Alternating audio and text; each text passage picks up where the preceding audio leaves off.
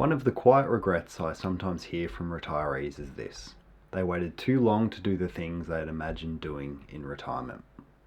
The travel, the big trips, the adventures. They assumed they could always do it later. But retirement doesn't stay the same forever. Energy changes, health changes, and sometimes the opportunity quietly closes. So today I want to talk about a concept that comes up quite often in retirement planning: the idea of taking holidays earlier in retirement. When people think about retirement, they often imagine one long steady phase of life. You stop working, you live off your savings, and life continues roughly the same way for the next 20 or 30 years. But in reality, retirement rarely unfolds that neatly. It usually moves through different stages. And once you see how this works, the rest of retirement planning becomes clearer. For most people, the early years of retirement are when they are healthiest, most active, and most mobile.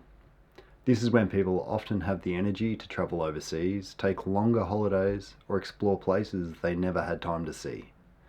Many people spend decades working, raising children, and paying off mortgages, so when retirement finally arrives, there is often a long list of things they want to do. Trips they postponed, experiences they delayed, places they always thought they would eventually visit. And the early years of retirement are often the best time to enjoy those things.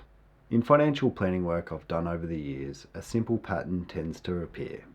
Retirement often moves through 3 broad phases. The first stage is sometimes called the go-go years. These are the early retirement years. People are active, they travel, they explore. They spend time with family and friends and often take on hobbies or experiences they never had time for while working. Then retirement often moves into what people call the slow go years. People are still active, but travel tends to reduce. Long international trips might become less appealing. People might prefer shorter holidays or time closer to home. And later in life, retirement can move into what some might call the no-go years. Health and mobility may decline. Daily life becomes quieter, and spending often naturally drops. Not because people are trying to spend less, but because their lifestyle simply becomes simpler. This pattern has an important implication for retirement planning. Many people assume spending in retirement should stay completely flat, the same level of spending every year for 20 or 30 years. But this is where things become interesting.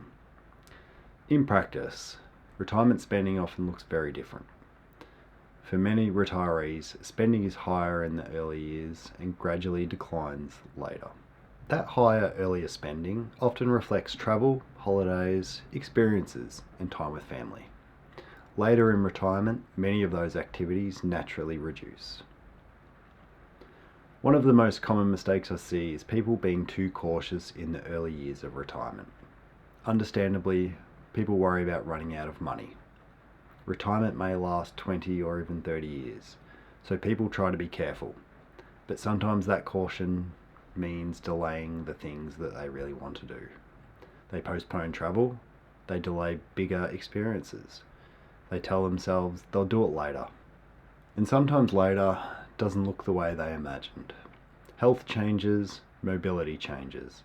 Long flights may no longer be appealing. Or the energy for adventure simply isn't quite the same. One way I sometimes explain this is to think about retirement as a window of opportunity. At the beginning of retirement, that window is usually quite wide. You have more energy, more mobility, more flexibility with your time. But that window doesn't stay open forever. Over time, it slowly narrows. And this is why the early years of retirement can matter more than people expect. Another way to picture it is like a long hike.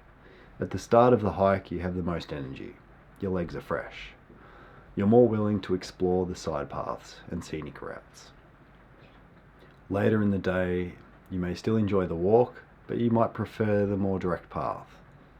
Retirement can be similar. The early years often hold the greatest capacity for adventure. A thoughtful retirement plan usually reflects this natural pattern. Rather than assuming spending must remain exactly the same each year, the plan may allow a little more spending earlier and gradually less spending later. That doesn't mean being reckless, and it certainly doesn't mean ignoring long-term financial security. It simply recognises that retirement isn't a perfectly flat line. It is a rhythm, and the early years often hold a unique opportunity for experiences.